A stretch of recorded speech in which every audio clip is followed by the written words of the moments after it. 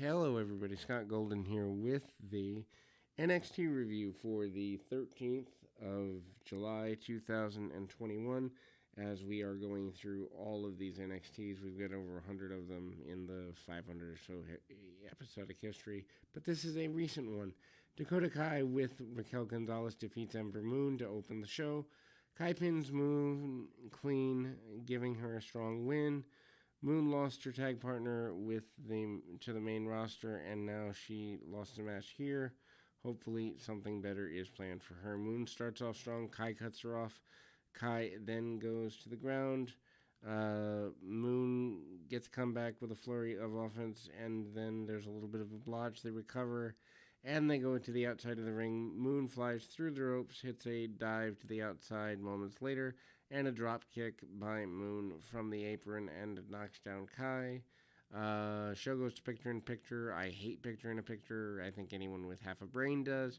During the break, a little picture in the corner comes a big spot, which why aren't we giving this actual full screen? Anyway, Moon's posted, and then Kai capitalizes, running Moon into the ring post a second time. They at least do a replay when they come back, but it's not as impactful seeing it on replay. Kai's working over Moon until she makes a comeback.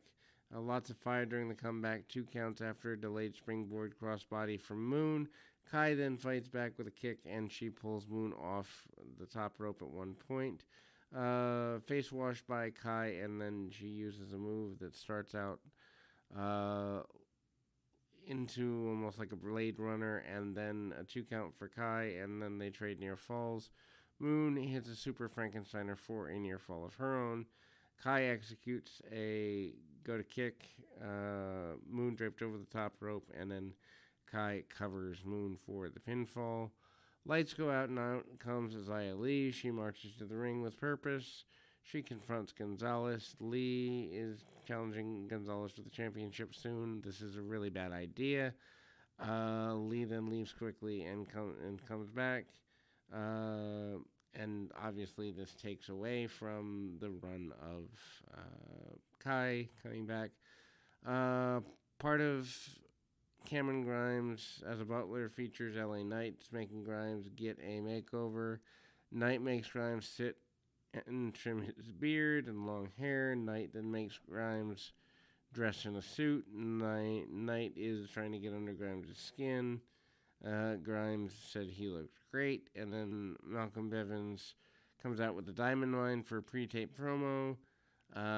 They build up things with Tyler Rust and Bobby Fish, and then Tyler Rust defeats Bobby Fish. What a down run for Fish. Anyway, Rush pins Fish, getting a big win in the process. Match is short. Rush looks strong enough. I guess they're trying to put the Bivens stable over. He does need help from Roderick Strong here. Lame finish and sets up a tag match for next week, apparently. Fish is fighting back after Rush hit him. Fish is reeling. Fish comes back with an exploder suplex into the ropes. Strong jumps up on the apron and causes a distraction. This allows a sneak attack. Rust hits chop block on Fish. Rust then nails Fish with the buzzsaw kicks, and Rush covers for the 3 count. Diamond Mine, which includes Rust, Strong, Bivens, and Hideki Suzuki, surrounds Fish after the match, and they're closing in. NXT Cruiserweight Champion Kushida runs down. Anyway, NXT Champion Karrion Kross is warming up for his title match. Samoa Joe is dressed as in a referee shirt, and he is giving Kross instructions. Joe concluded telling Kross to obey his commands at all times. Joe asked Kross if he's hurt him. Kross kept hitting a punching bag, ignoring Joe, so Joe gets his attention by kicking the bag. And then Kross watches Joe not to cost him the match, and Joe said he took this as a yes, that he understands.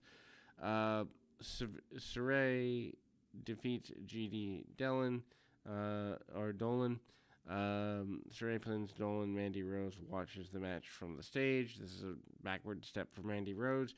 Dolan used to be Priscilla Kelly. Match is set up an angle as a WWE Network exclusive, which is unnecessary. Anyway, um, considering most North American and definitely all U.S. Viewers don't have the network. Anyway, and I gotta grab my phone, so we'll be right back right after this. And so Dolan, who is being wasted as a underneath talent for the women here on NXT, formerly known as Priscilla Kelly, worth going out of your way if you've never seen her work under that character to go out and seek that out. Not a bad match here. Mandy Rose walks down to the stage. Rose watched from the top of the entrance ramp as Saray and Dolan are beating the heck out of each other. And, I mean, certainly giving Dolan a competitive match is a good thing, but why she is being relegated to an NXT brand with no real character development, where character on the independent scene was one of her strengths, I don't quite understand. Anyway, trade near falls throughout the contest. Saray then goes for several submissions, hits a stiff drop kick and a high angle suplex for the finish, covers for the pinfall, and off we go. Santos Escobar with Legado del Fantasma defeating Dexter Lumis, someone that no one missed here.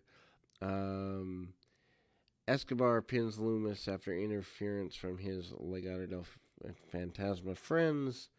Lumis frightens Escobar, trying to pull him under the ring. This scares him.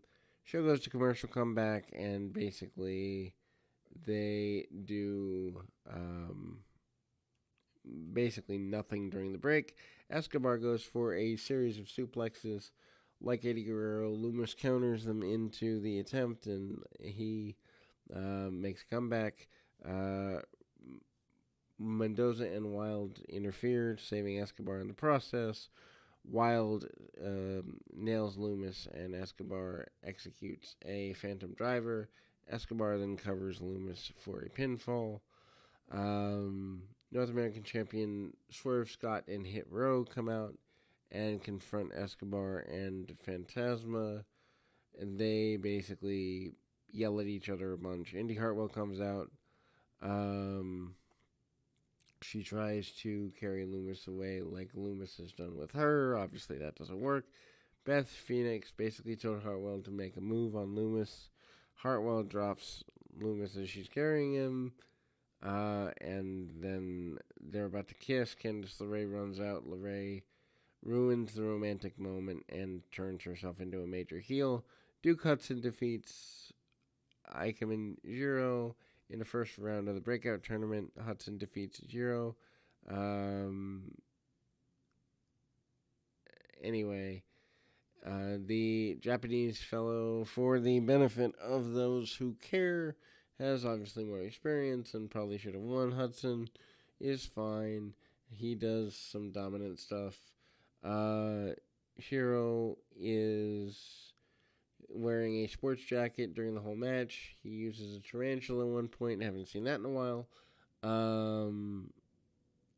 And this is in part done because Chidori is the one that trained him. Anyway,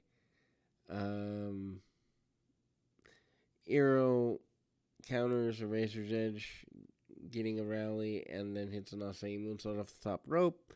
Hudson hits a counter and Winds of Change, 1, 2, 3. Pete Dunne has a backstage confrontation with Tim Thatcher. Tommaso Ciampa runs out to attack Dunne. Pull apart brawl. And we need more of these. Exactly why. Anyway, so Caden, Carter, and Casey Catanzaro defeats Jesse Kamea and Aaliyah with Robert Stone. Catanzaro pins Aaliyah to win the match. Carter hits a neckbreaker just as Catanzaro delivers a 450 splash. Match precursor anger that follows. Robert Stone helps Aaliyah off the mat, but she shoves him away. Aaliyah pushes him away, yells at him, and she's done more for Stone than anyone. Aaliyah slaps him. Frankie Monet comes to ringside, and Kamea left with her. Robert Stone Brand appears to be dead. Samoa Joe gives instructions to Johnny Gargano ahead of the title match. Joe also has another backstage stare down with Pete Dunne. Part 2 of the Cameron Grimes LA Knight Butler deal. Grimes pays a kid to do his chores. Knight insults the kid and tells him to leave. So the kid kicks Grimes Grimes in the knee. He had it coming, and Knight takes a bump in the pool. Adam Cole doesn't ring promo, basically doing the "I told you so" promo. Cole proved he's better than Kyle O'Reilly by beating O'Reilly at the Great American Bash. Cole runs down O'Reilly, but Cole said he's tired of talking about O'Reilly, wants to talk about Samoa Joe instead. Cole goes on to basically threaten Samoa Joe. Cole says nobody's man enough to face him, and out comes Bronson Reed. He tells Cole that Cole is a master of mind games. Reed said that's nothing. He's got nothing to lose. All eyes were on him in his next move. Reed says Cole is NXT's golden boy, and this is his golden opportunity. Cole super kicks Reed. Reed catches Cole's leg. Reed goes for the lariat, but Cole ducks, and then Reed splashes Cole, and Cole bails out of the ring.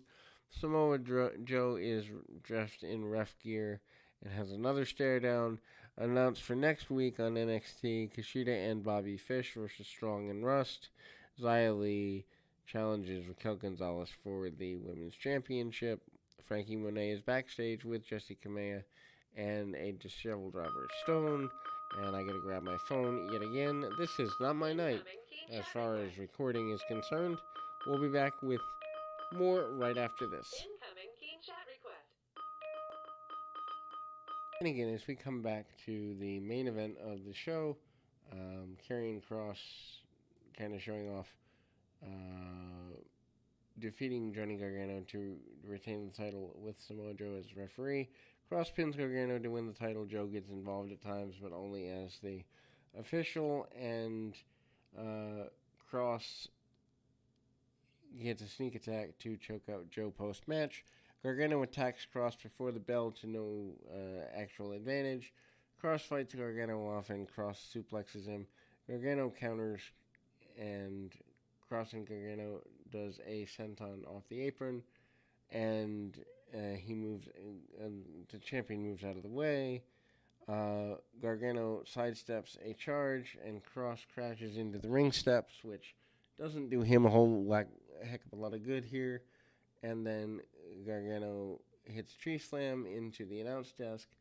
Gargano hits the edge of the desk with his back, which isn't a good idea. Picture in picture, we come back. Gargano come back after the break.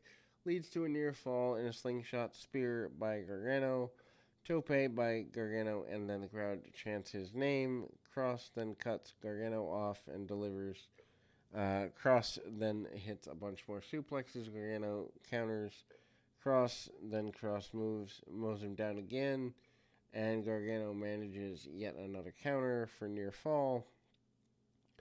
Gargano then takes a chokeslam, but comes back with a super kick. Kross counters the three-quarter roll, and then a cross-jacket submission. Gargano uses a counter to apply the Gargano escape crossface. Kross powers out and does an airplane spin. Kross applies a sleeper, and Gargano manages to get a rope break.